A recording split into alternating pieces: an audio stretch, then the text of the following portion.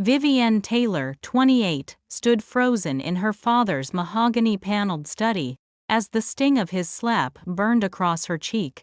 "You're dead to me," Richard Taylor hissed, tearing her name from his will with trembling hands. "I've given you everything, and this is how you repay me." What started as a family dinner had erupted into a nightmare when I discovered documents that would unravel not just my inheritance but my entire identity, revealing a truth so shocking it would bring the mighty Taylor empire to its knees. Before I dive into this unbelievable family revenge drama, I'd love to know where you're watching from today. Drop your location in the comments below. If this hook has you intrigued, please hit that like button and subscribe to join our storytelling family. The truth about blood loyalty and what happened when I accidentally stumbled upon my father's darkest secret is about to unfold, and trust me, you won't see the twist coming. The Taylor family was American aristocracy in every sense of the word. My father, Richard Taylor, had built his commercial real estate empire from scratch, transforming the skylines of Boston, Chicago, and Atlanta with gleaming Taylor Properties towers.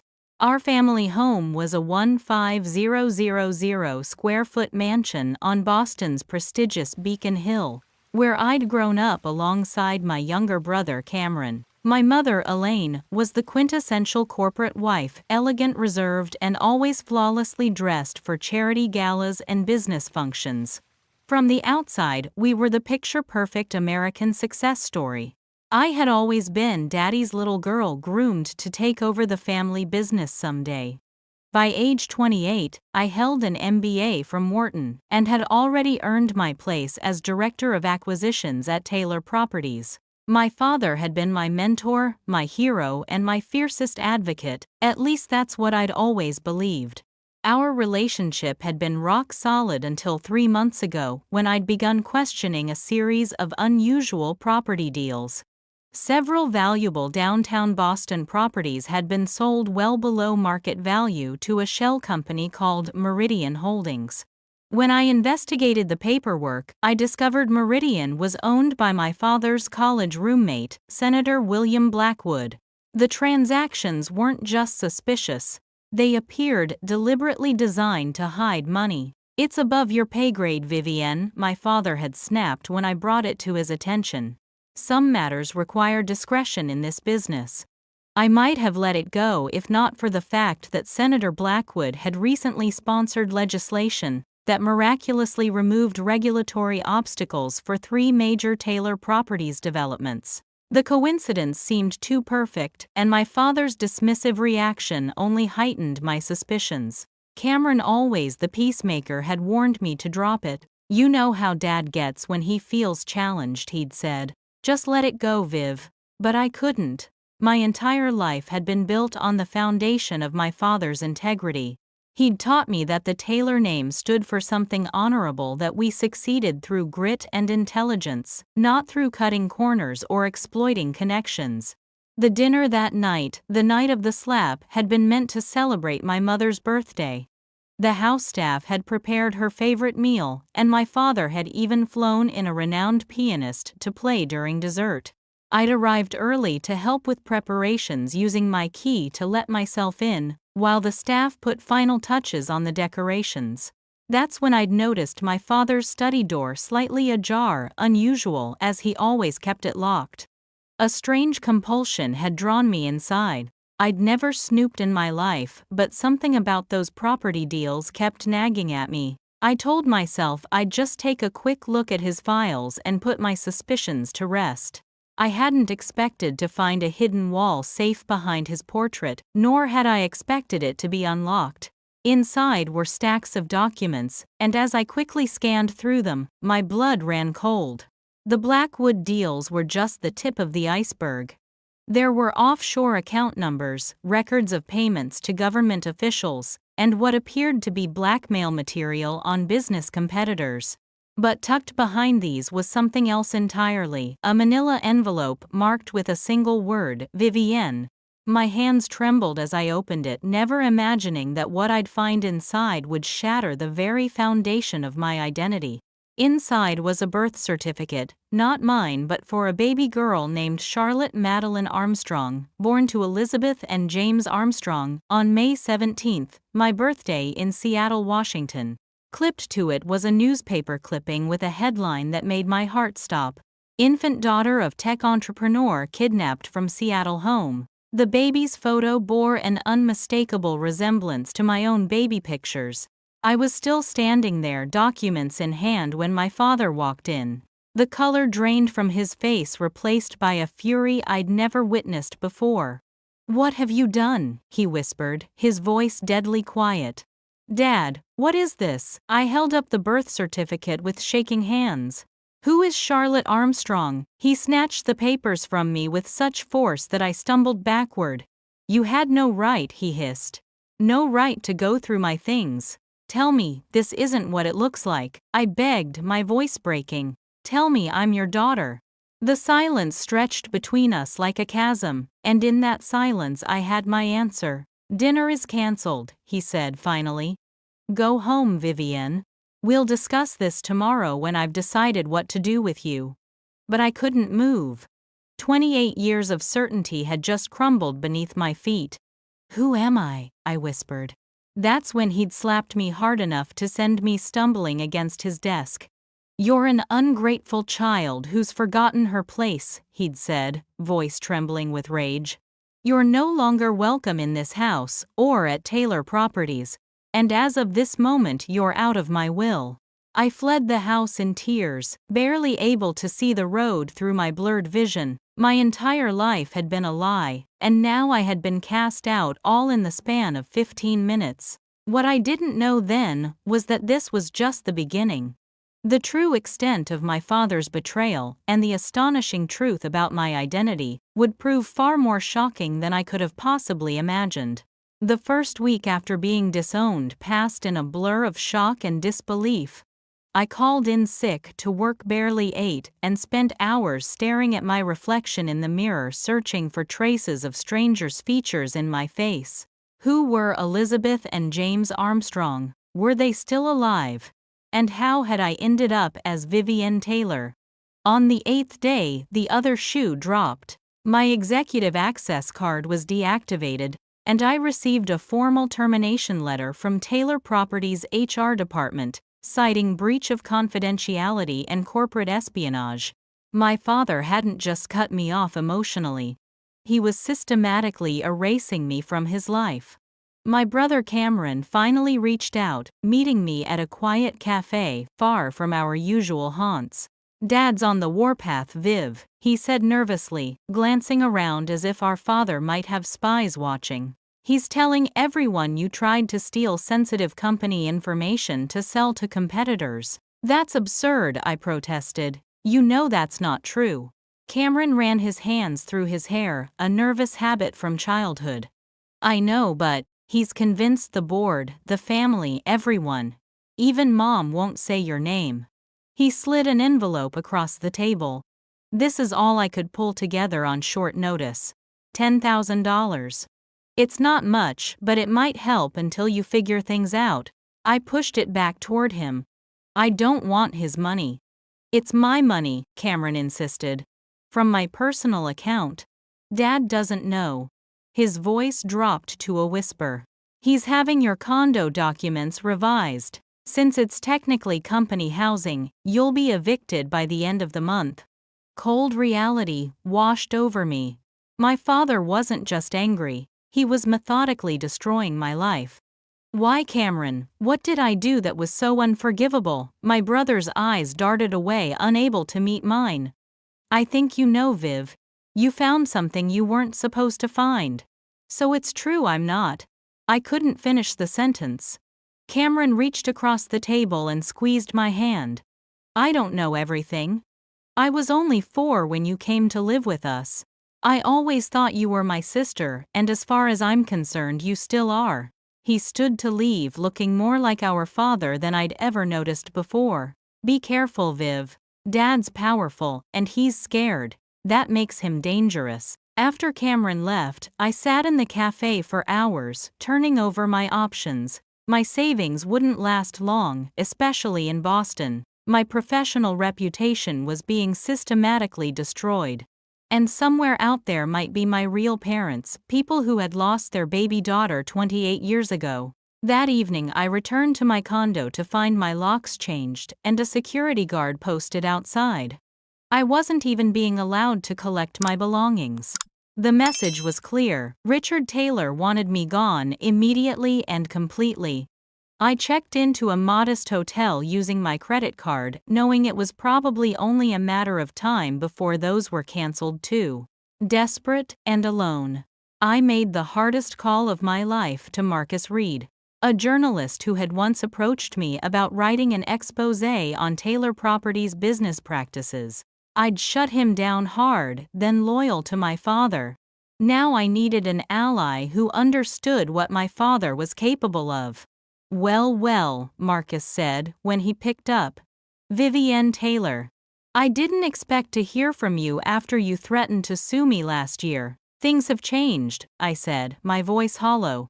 I need help, and you're the only person I could think of who isn't afraid of my father. We met at a dive bar in Somerville, far from the polished establishments I usually frequented. Marcus looked exactly as I remembered, rumpled suit, permanent 5 o'clock shadow, and sharp eyes that missed nothing. So the princess has been kicked out of the castle, he said, after I'd explained my situation. And you want me to? What, write your revenge piece, expose Daddy's dirty dealings? I want the truth, I said firmly. About the corruption, yes, but mostly about me. About Charlotte Armstrong. Something in my tone must have convinced him I was serious. He stopped twirling his whiskey and really looked at me. You really didn't know? Know what? Marcus pulled out his phone, tapped a few times and pushed it across the table. On the screen was an old news article: Armstrong baby kidnapping, cold case reopened after new evidence. It was dated just 3 years ago. The Armstrongs never stopped looking for their daughter, Marcus said quietly. James Armstrong built Armstrong Tech into a billion-dollar company, partly to fund the search for Charlotte.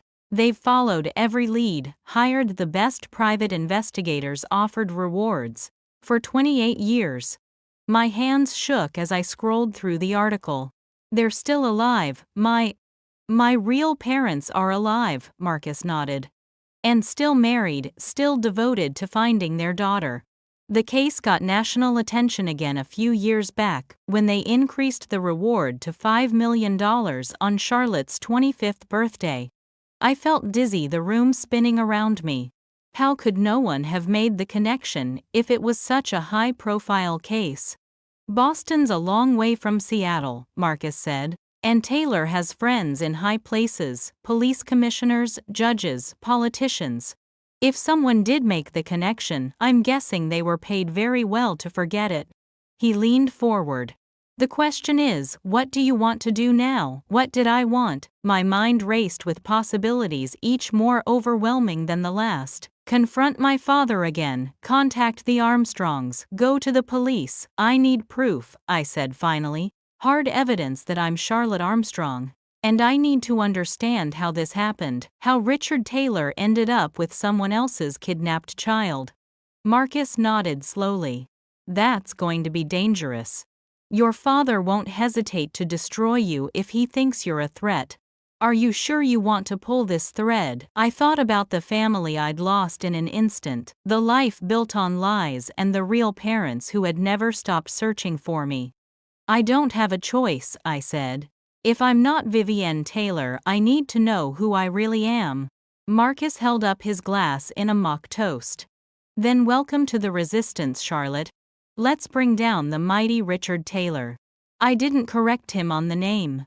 For the first time since discovering those documents, I felt a spark of determination replacing my shock and grief. Richard Taylor had stolen my true identity, and was now trying to erase the false one he'd given me. He wouldn't succeed. One way or another, I would uncover the truth about my kidnapping, about the corruption, about everything. I just never imagined how devastating that truth would be, or that it would lead me to discover betrayals far deeper than I could have possibly imagined. The war with my father had begun, but the true enemy was still hiding in the shadows. Marcus Reed proved to be more than just a disgruntled journalist with a vendetta against the wealthy. He was methodical, cautious, and surprisingly well connected in Boston's less reputable circles. Rich people aren't the only ones with networks, he explained, as we set up our makeshift investigation headquarters in his cluttered apartment. Sometimes the people they step on while climbing to the top are more than happy to help take them down. Our first task was confirming my identity. Without access to my childhood medical records or birth certificate, all controlled by my father, we needed alternative proof. DNA test, Marcus suggested. If we can get a sample from the Armstrongs to compare. We can't contact them yet, I insisted. Not until we're certain. It would be cruel to give them false hope after all these years. Instead, we focused on establishing a timeline. Marcus had covered the Armstrong kidnapping years ago for a Seattle newspaper before moving to Boston. He still had contacts there who could access the original police reports without raising flags. The kidnapping happened during a charity gala. Marcus read from the files his contact had sent. The Armstrongs had left their 3-month-old daughter with a new nanny while they attended. When they returned home, both the nanny and baby were gone. The nanny, Meredith Wilson, was never found. Her credentials were impeccable, but later proved to be falsified. I did the math in my head, 3 months old in May, so the kidnapping would have been in August. When did I first appear in the Taylor household? That required more delicate investigation. Marcus reached out to former household staff from the Taylor mansion, eventually locating a retired housekeeper named Gloria, who had worked for my parents when I was small. Gloria agreed to meet us at her modest home in Dorchester, clearly nervous, but also intrigued. I remember when you arrived, she told me, serving us tea in her small living room. It was August 1996. Mrs. Taylor had told everyone she was pregnant, but she never showed much. They said she had the baby while visiting family in Europe. When they came back there, you were not even 4 months old. Did anything seem unusual? Marcus pressed. Gloria hesitated. Mrs. Taylor didn't. She didn't know how to hold you at first. It was strange for a woman who'd supposedly just given birth. And there were no baby pictures from the hospital, no birth announcement. She patted my hand. But she came to love you, dear. Whatever the truth is, I know she loved you like her own. The timeline matched the Armstrong kidnapping perfectly. But we needed more proof that couldn't be dismissed. Our breakthrough came from an unexpected source. Marcus had been digging into Richard Taylor's financial records from 1996, when he discovered a series of payments to a private adoption attorney who had been disbarred years later for facilitating illegal adoptions. He paid over $200,000 to this lawyer in August and September 1996, Marcus said, spreading the documents across his kitchen table, but there's no record of a legal adoption. He bought me, I whispered, the horrific reality sinking in. My father literally purchased a kidnapped baby. We don't know if he knew you were kidnapped, Marcus cautioned. He might have believed it was a private adoption, but I knew my father. Richard Taylor left nothing to chance and investigated everything thoroughly. He knew, I said with certainty. He had to know. Armed with this information, we took a calculated risk. Using a DNA testing service that allowed for anonymous sample submission, we managed to obtain the Armstrongs' genetic profile through a foundation they had established to help find missing children. They had publicly shared their DNA to help match against any potential leads. 2 agonizing weeks later, the results came back. The match was undeniable: 99.9997% probability that James and Elizabeth Armstrong were my biological parents. I stared at the results in Marcus's apartment, tears streaming down my face. I really am Charlotte Armstrong, I whispered the name, feeling foreign on my tongue. Marcus squeezed my shoulder. So, what now, Charlotte? Do we contact the Armstrongs? Go to the police? The press? I wiped my tears away, a new resolve hardening within me. Not yet. First, I want to understand why. Why did Richard take me? Why did he keep those documents instead of destroying them? And most importantly, why did he react with such rage when I found out instead of trying to explain? Marcus looked troubled. The simplest explanation is that your father Richard is a sociopath who wanted an heir and didn't care how he got one. Maybe his wife couldn't have children naturally. But that didn't explain Cameron, who was only 4 years younger than me, and unquestionably the biological child of Richard and Elaine Taylor. Something deeper was at play. We need to go back further, I decided. I need to know if there's any connection between Richard Taylor and the Armstrongs before the kidnapping. That investigation led us down an unexpected rabbit hole. James Armstrong and Richard Taylor had both attended Stanford University in the late 1980s, not just attended, but had been rivals for everything from academic honors to leadership positions in the same business fraternity. This wasn't random. I realized the pieces falling into place. My kidnapping was targeted.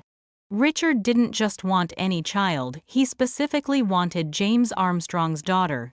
The revenge angle made a twisted kind of sense, but it still felt incomplete.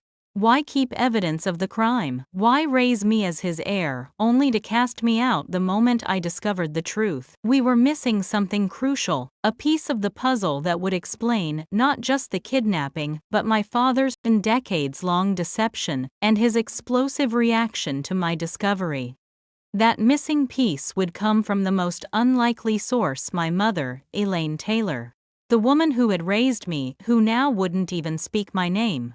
The same woman who had just left a cryptic voicemail on my phone. Meridian Suites room 412 tomorrow at noon. Come alone. I know the truth, Vivienne. All of it. As I ended the call, I looked at Marcus with a mixture of hope and dread. Do you think it's a trap? Probably, he admitted.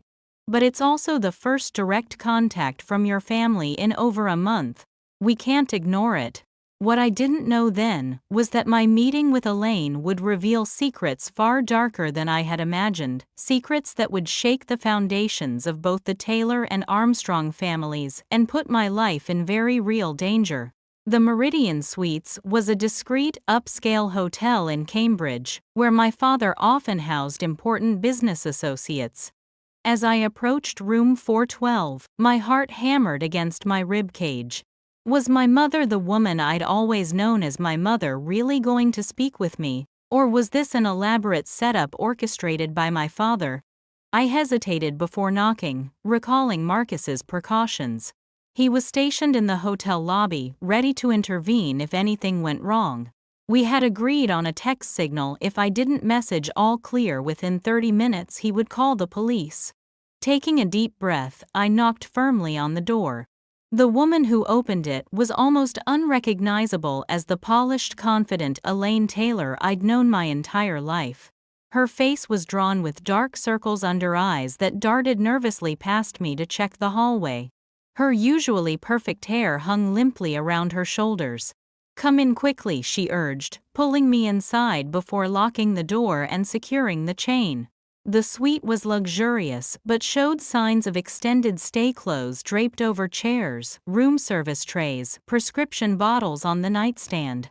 Are you living here? I asked, stunned by her appearance. Elaine moved to the window, peering through the curtains before answering. Your father doesn't know where I am. We had a disagreement after what happened with you. A disagreement, I echoed incredulously. He disowned me, fired me, and had me evicted. All because I discovered I was kidnapped as a baby. Did you know all these years? Did you know I was Charlotte Armstrong? Her shoulders slumped, and when she turned to face me, tears streamed down her cheeks. Please, sit down, Vivienne. What I need to tell you, it's not what you think. I remained standing. My name is Charlotte. Charlotte Armstrong. No, she whispered so quietly I almost missed it. It isn't. Please sit down. Something in her tone made me comply. I perched on the edge of an armchair while she sat heavily on the bed. I've left your father, she began, twisting her wedding ring still on her finger. After 29 years of marriage. Do you know why I shook my head, mystified by her behavior? Because when you found those documents, when you confronted him, he told me it was time to handle the situation permanently. She looked up, eyes haunted. I knew what he meant. He's done it before. A chill ran through me. Done what before? Eliminated problems. Her voice was hollow. Your father is not the man you think he is. Not the man I thought I married either. She reached for a large envelope beside her on the bed. The documents you found were only part of the story. The most important parts Richard kept in a safety deposit box. I convinced him to retrieve them last week, saying we needed to destroy all evidence. Instead, I took them and left. She handed me the envelope with trembling hands. I can't live with this anymore. All these years I've told myself it was for the best that we gave you a good life. But when he threatened you, his own daughter, I knew it had to end. I'm not his daughter, I said, clutching the envelope. I'm James Armstrong's daughter. Elaine shook her head slowly. No, Vivian. You're not. You are Richard Taylor's biological daughter. But you're not mine. The room seemed to tilt around me. What are you saying? The DNA test. Open the envelope, she instructed softly. With unsteady fingers, I pulled out the contents, more documents, photographs, letters. On top was a hospital record from Seattle Grace Hospital dated the 17th of May, 1996, my birthday. It recorded the birth of twin girls to Elizabeth Armstrong. Twins, I whispered, scanning the document. The Armstrongs had twins, Elaine nodded grimly. Charlotte and Catherine Armstrong, identical twins. The kidnapping was reported as a single abduction because that's what the Armstrongs believed. The nanny only took one baby, you. They never knew there were supposed to be two of you. My mind reeled, struggling to process this new information. But why would the hospital not tell them they had twins? Because Richard paid the doctor a small fortune to tell them one of the twins died during delivery. The birth certificate for Catherine Armstrong includes a death certificate signed by a doctor who retired to a private island the following year. Elaine's voice was bitter. Your father orchestrated everything. He had been monitoring Elizabeth Armstrong's pregnancy after learning about it through business connections. When he discovered she was carrying twins, he saw an opportunity for what I demanded, though a horrible suspicion was forming in my mind. Elaine stood and began pacing. You need to understand the history. Richard and James Armstrong weren't just college rivals. James was engaged to Richard's sister Margaret. 3 months before the wedding, Margaret committed suicide. She left a note saying James had been unfaithful with Elizabeth, his research assistant. I struggled to follow the tangled history. So this was revenge. For a betrayal 30 years ago, Richard worshipped his sister. After her death, he swore he would destroy James Armstrong completely. He spent years watching, waiting for the perfect opportunity. Elaine's voice cracked. When he learned about Elizabeth's twins, he formulated a plan so twisted I still can't believe he went through with it. She pointed to the documents in my lap. Keep reading. I shuffled through the papers until I found a DNA test much older than the one Marcus and I had recently obtained. It compared Richard Taylor's DNA with a sample labeled Baby Girl Armstrong. I don't understand, I said, staring at the positive match. How could I be both Richard's biological daughter and Elizabeth Armstrong's child? Elaine sank back onto the bed. Because Richard paid a fertility doctor to swap James Armstrong's sample during Elizabeth's IVF treatment. The Armstrongs had been trying for years to conceive. When they finally sought medical intervention, Richard saw his chance. The babies Elizabeth carried, you and your twin, were biologically hers, and Richard's not hers and James's. The room swam before my eyes as the full horror of my father's revenge plan became clear. He impregnated his enemy's wife without her knowledge, then stole one of the resulting children. My voice rose hysterically. Who does something like that? A monster, Elaine said simply. When I learned what he'd done years later, I wanted to go to the police. But by then, I loved you as my daughter. Richard convinced me that revealing the truth would only hurt you, and that the Armstrongs were happy with the child they had. He swore he would never tell anyone, that he just needed to know James was unknowingly raising his child. But that's not all he did, was it? I pressed, anger building inside me. He didn't just leave them with one twin. According to these records, he kidnapped me when I was 3 months old. Elaine nodded miserably. He said watching from afar wasn't enough. He wanted to raise you himself, to mold you into a tailor. He hired someone to take you, to bring you to us in Boston. I thought. I truly believed you were adopted through proper channels. By the time I learned the truth, we had been your parents for years. I stood up, needing to move, to do something with the rage and confusion coursing through me. So Catherine Armstrong, my identical twin sister, has been raised by the Armstrongs all this time, believing she's an only child, believing she's James Armstrong's biological daughter. Yes, Elaine wouldn't meet my eyes. Catherine Armstrong is now the CFO of Armstrong Tech. She's engaged to be married next month. She has no idea about any of this. I pulled out my phone, hands shaking, and searched for Catherine Armstrong, Armstrong Tech.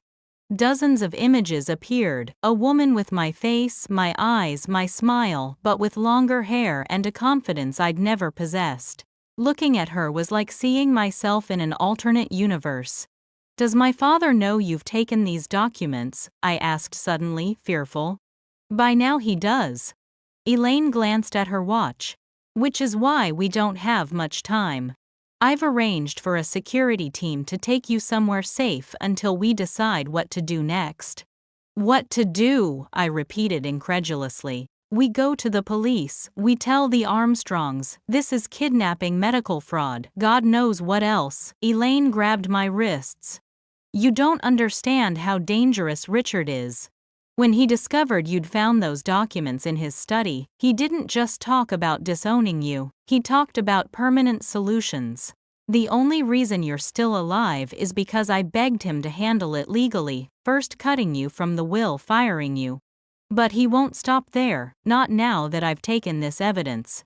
A cold dread settled in my stomach. You're saying he would kill his own daughter. I'm saying Richard Taylor will eliminate any threat to himself, no matter who it is. Her eyes held a terror I'd never seen before. The man I married is gone, or maybe he never existed at all. My phone buzzed with a text from Marcus. Everything okay? Time's almost up. As I began to type a response, a sharp knock on the door made us both freeze. Taylor Properties, security called, a gruff voice. Mrs. Taylor, Mr. Taylor has requested that you return to the main residence immediately.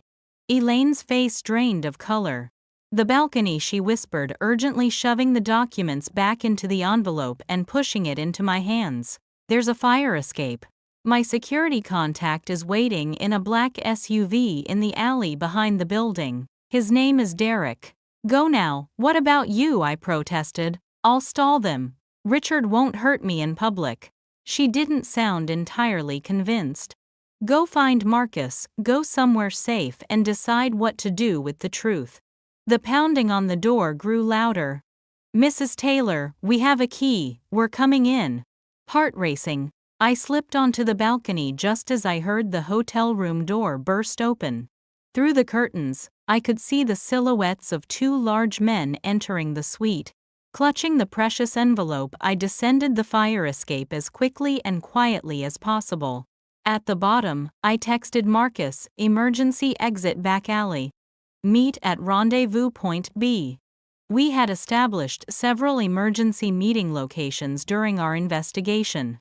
Point B was a 24-hour diner 10 blocks away, far enough to be safe, close enough to reach quickly. The black SUV was indeed waiting, its engine running. A man with a military bearing stepped out as I approached. Miss Taylor, I'm Derek. Mrs. Taylor sent me. I hesitated, unsure whether to trust him. He seemed to understand my reluctance. Your mother said to tell you, the music box plays Fur Elise. His pronunciation of the German was terrible, but the message was unmistakable. It referenced a childhood gift from Elaine that only the two of us would know about. I climbed into the SUV, directing Derek to drop me a few blocks from the diner. As I walked, the remaining distance mind, reeling from everything I'd learned, one question burned brighter than all others. What was I going to do with the explosive truth I now carried? The enormity of the revelation was overwhelming. I wasn't just Vivienne Taylor or Charlotte Armstrong.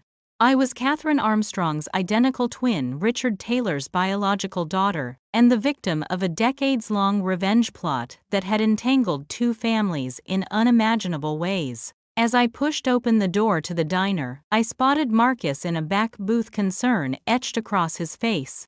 When our eyes met, his expression shifted to relief, then curiosity as he noted the envelope clutched against my chest. "You're not going to believe what I just learned," I said, sliding into the booth opposite him. "Everything we thought we knew is wrong. And we have very little time to decide what to do about it." I had no way of knowing then that my decision would not only determine my own fate but the lives of everyone involved, including the twin sister who had no idea I existed. The clock was ticking, and Richard Taylor would stop at nothing to protect his darkest secret. "Hey there. Things are getting intense, aren't they? If you're loving this family revenge drama so far, please hit that like button to let me know. I'm curious, have you ever discovered a family secret that changed everything? Nothing quite like this, I hope." Let me continue with what happened next. Marcus listened in stunned silence as I explained everything Elaine had revealed. When I finished, he sat back, running his hands through his hair. "This is beyond anything I expected," he admitted. "Your father, Richard, engineered this whole situation from the beginning. The fertility fraud, the fake death certificate, the kidnapping. It's pathological. And now he's willing to kill to keep it secret," I added, my voice shaking. "My own father." Marcus reached across the table to squeeze my hand. "Biologically, yes. But a real father wouldn't do any of this. Richard Taylor is a sociopath, nothing more." I pulled out my phone again, staring at Catherine Armstrong's photos. "She looks exactly like me. All these years I've had an identical twin sister, and neither of us knew." I scrolled through more images. Catherine, at industry events, accepting awards, hiking in beautiful locations. She seems so happy, successful, loved. "Unlike you?" Marcus asked gently. I hadn't realized I was crying until I felt the tears on my cheeks. "I thought I was happy too until a month ago. I had the perfect life, the perfect family. Now I don't even know who I am anymore." "You're the same person you've always been," Marcus insisted. "Your DNA doesn't define you." But it did, in ways I was only beginning to understand. The man I'd idolized my entire life, the father whose approval I desperately sought, was a monster capable of unspeakable crimes. And that monster's blood ran through my veins.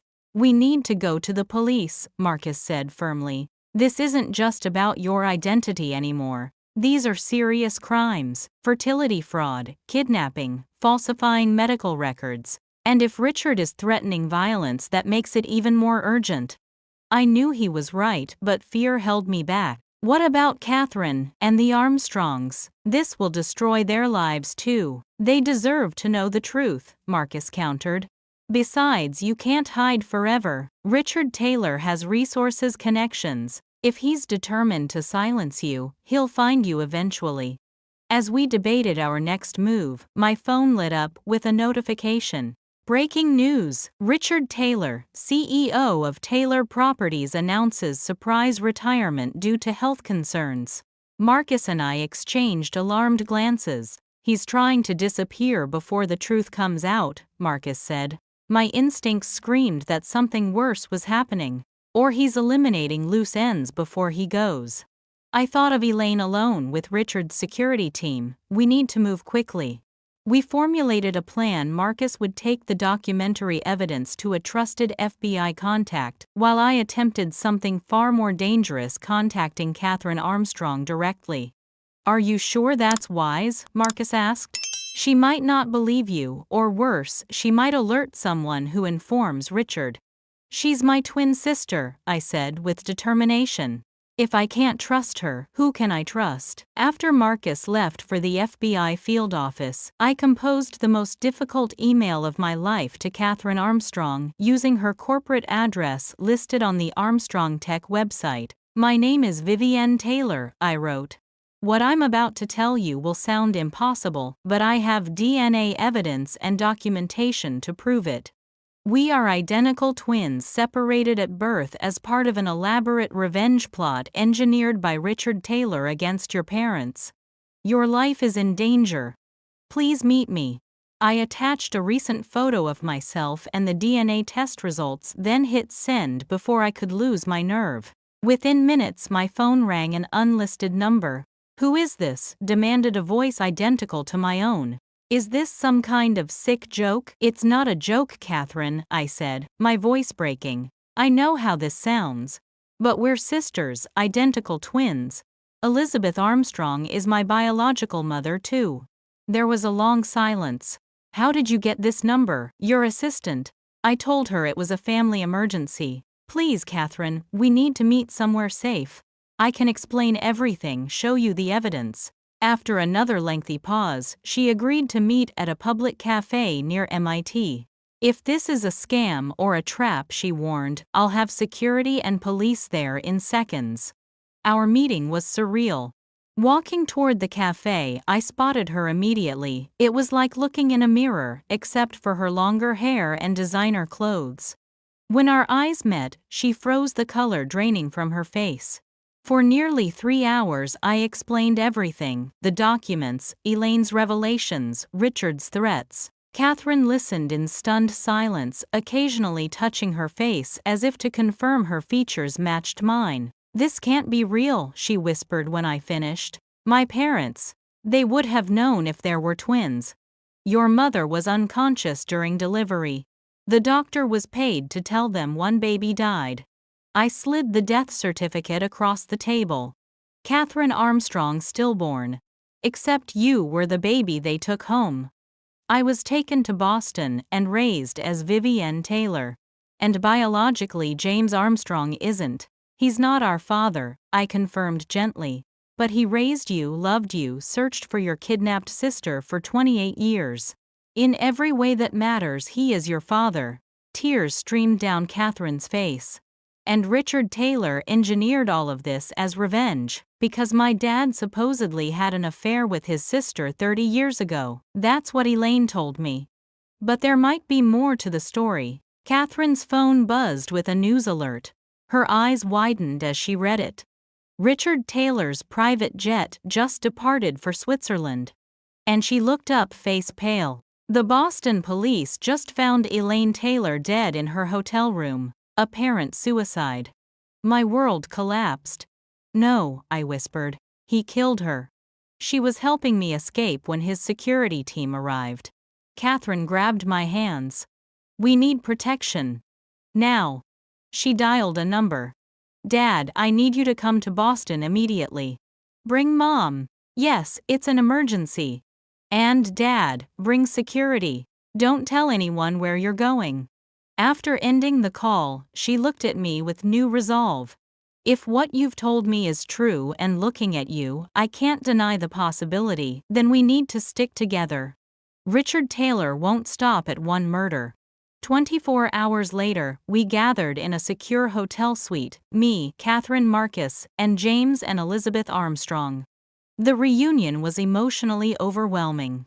Elizabeth couldn't stop touching my face, crying as she saw her features reflected in mine. "I knew," she whispered. "From the moment they put Catherine in my arms, I felt like something was missing.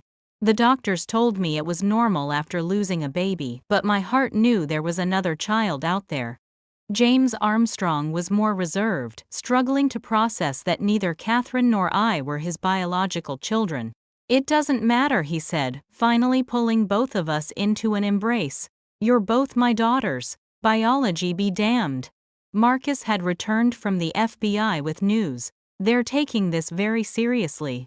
Richard Taylor is now a fugitive wanted for questioning in Elaine's death. They've frozen his assets and are coordinating with Interpol. He'll have offshore accounts contingency plans, I warned. My father leaves nothing to chance. Ex-father Catherine corrected firmly. And he's not just running from murder charges. The fertility fraud alone could put him away for decades. As we formulated a plan to keep everyone safe until Richard could be apprehended, a breaking news alert appeared on all our phones. Breaking: Richard Taylor's private jet crashes in Atlantic. No survivors expected. We stared at each other in disbelief.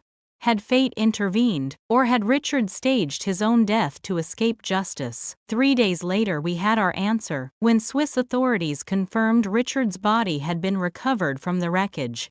DNA testing matched dental records.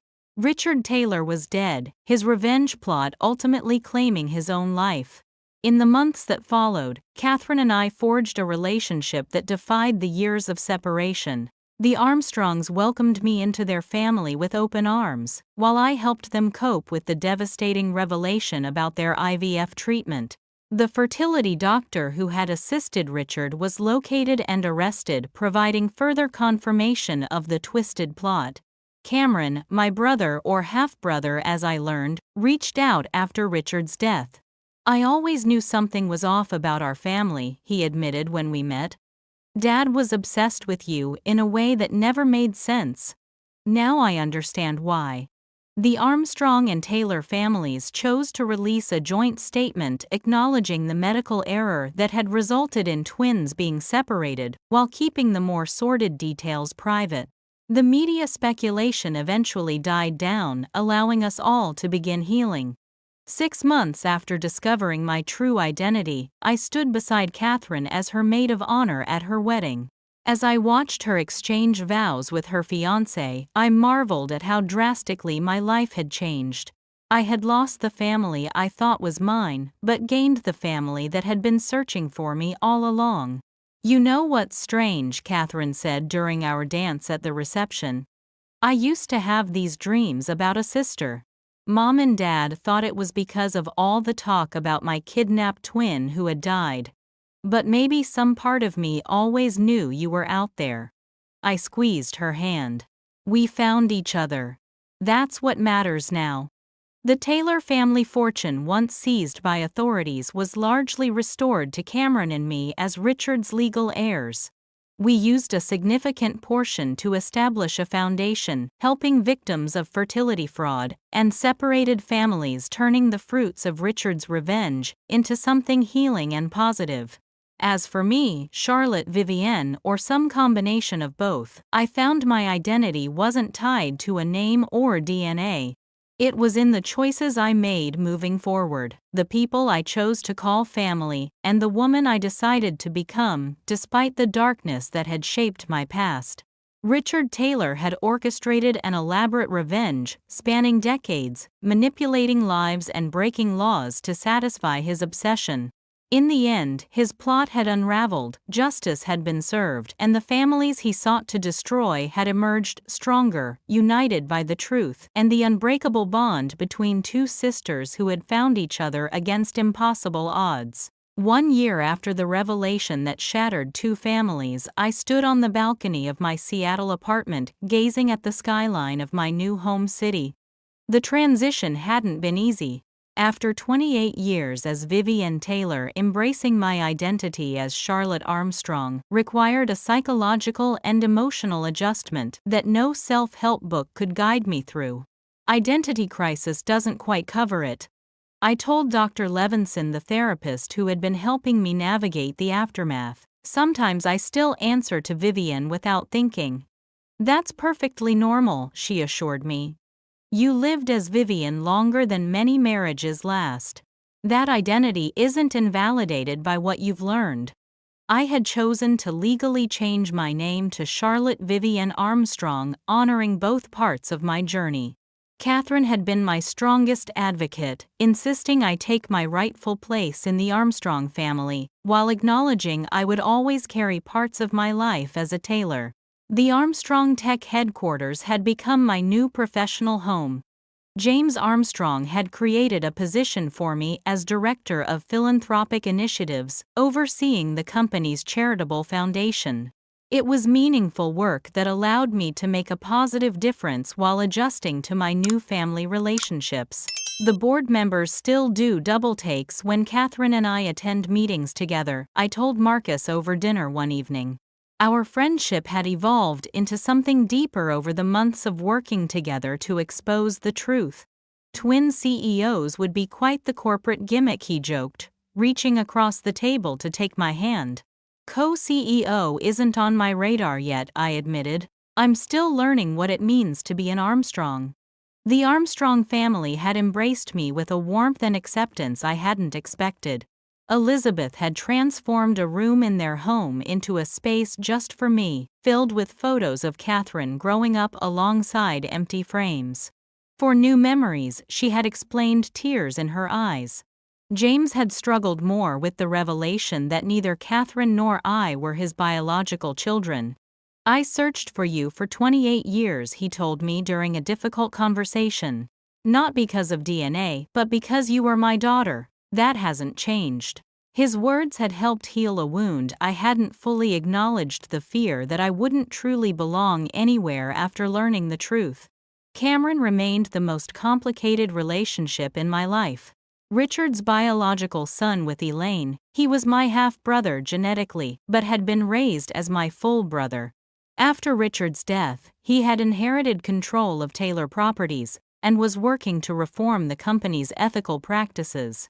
I keep finding more questionable deals, he confided during one of our monthly video calls. It's like peeling an onion of corruption. Every layer reveals something worse underneath. You don't have to fix everything, he broke, I reminded him. Some messes aren't your responsibility. Cameron's sad smile reflected the burden he carried. Maybe not, but cleaning them up is the only way I know to make peace with being his son.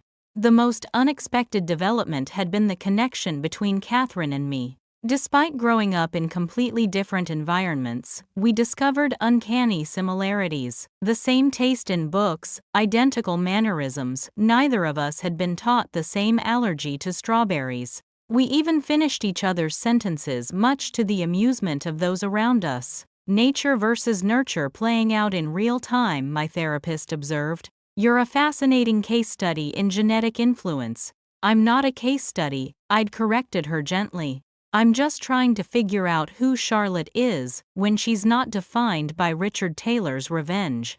The truth about Richard's plot had remained mostly private. The official story, agreed upon by both families and supported by the FBI, was that a medical error during IVF had resulted in twins being separated, with one twin being illegally adopted by the Taylors. Richard's subsequent death and Elaine's suicide were treated as tragic coincidences, rather than the culmination of a decades-long revenge scheme. The fertility doctor who had assisted Richard took most of the legal blame, accepting a plea deal in exchange for details that helped us understand the full scope of the deception. The more complicated truth, that James Armstrong wasn't our biological father, remained known only to our immediate families. Elizabeth had been devastated to learn about Richard's interference with their fertility treatment, but James had responded with characteristic strength. Biology is just chemistry, he had said, holding Elizabeth as she cried. Family is what we built together. Nothing changes that. His wisdom had become my mantra as I navigated my new reality. The investigation into Elaine's death had officially been closed as a suicide, despite our certainty that Richard had been responsible. The hotel's security cameras had mysteriously malfunctioned during the critical time period, and Richard's security team had ironclad alibis. Without evidence, there was nothing to prosecute, especially with Richard dead. I still carried guilt about Elaine's fate. She had tried to protect me to make amends for her years of complicity, and had paid the ultimate price. She made her choices, Catherine reminded me during one of our late-night conversations, including the choice to finally do the right thing, even knowing the risks. The foundation Cameron and I established, the Elaine Taylor Truth Foundation, supported both victims of fertility fraud and domestic violence survivors. It felt like the only way to honor the complicated woman who had raised me, who had both participated in Richard's scheme and ultimately died trying to expose it. My relationship with Marcus had been another unexpected development. The cynical journalist who had once seen me as just another privileged heiress had stood by me through the darkest periods of discovery and reconstruction. His unwavering support and refusal to let me isolate myself had slowly evolved into something deeper. "I fell in love with you when you were Vivienne Taylor," he told me on our first official date. "I'm still falling in love with Charlotte Armstrong." Beyond our personal healing, there had been systemic changes. The Armstrong-Taylor case, even with its sanitized public version, had highlighted dangerous gaps in fertility treatment oversight and adoption regulations. New legislation had been introduced in several states, named after Elaine, requiring stricter verification protocols for gamete donors and more transparent adoption processes. The scandal had also prompted hundreds of adults with questions about their origins to seek DNA testing. Support groups formed for those who discovered unsettling truths about their biological parentage, and Catherine and I occasionally spoke at their gatherings, sharing the parts of our story that could help others without exposing the full, painful truth. On the anniversary of my discovery, the day Richard had slapped me and cut me from his will, I visited his grave in Boston. The elaborate mausoleum seemed at odds with the man I had come to understand he truly was. "You thought your revenge would destroy two families," I said to the cold marble. "Instead, it brought us together stronger than before. You failed, Richard." As I placed a single white lily on the grave, not out of love, but as a symbol of the peace, I was finally finding my phone, chimed with a text from Catherine. "Board meeting done. Mom and Dad want to know if you're joining us for dinner. Marcus is already here." I smiled, taking one last look at Richard Taylor's final resting place. "Goodbye, Father," I whispered. "I'm going home to my real family now." Walking away from the cemetery, I felt lighter than I had in months. Richard Taylor had orchestrated an elaborate scheme spanning decades, driven by an obsessive need for revenge. He had manipulated lives, broken laws, and ultimately destroyed himself in the process. But what he never understood was that family isn't defined by blood or biology or revenge. It's built through love, truth, and acceptance, qualities he had never possessed and could never take away, no matter how elaborate his plot. As I headed to the airport for my flight back to Seattle, back to the Armstrongs and Marcus, and my new life as Charlotte, I felt for the first time that I was truly free of Richard Taylor's shadow. He had tried to control my destiny from before my birth, but my future belonged to me alone. And that future, complicated and imperfect as it might be, was something I was finally ready to embrace. 2 years after discovering my true identity, I stood beside Catherine at the ribbon-cutting ceremony for the Elaine Taylor Center for Family Reunification. The Seattle facility would provide resources, DNA testing, and support services for families separated by adoption, fraud, fertility, misconduct, or other circumstances. "This center represents hope," I told the gathered crowd of supporters and media. "Hope that truth can heal even the deepest wounds, that families can be reunited despite the most calculated attempts to keep them apart." As cameras flashed, I felt a deep sense of completion. Richard Taylor had engineered a plot designed to destroy the Armstrong family while satisfying his twisted desire for revenge. Instead, his scheme had ultimately expanded our family, strengthened our bonds, and created a legacy of healing that would help countless others. James and Elizabeth Armstrong stood proudly in the front row, arms linked in solidarity. Despite the shocking revelations about my biological parentage, they had embraced me as their daughter without hesitation or reservation.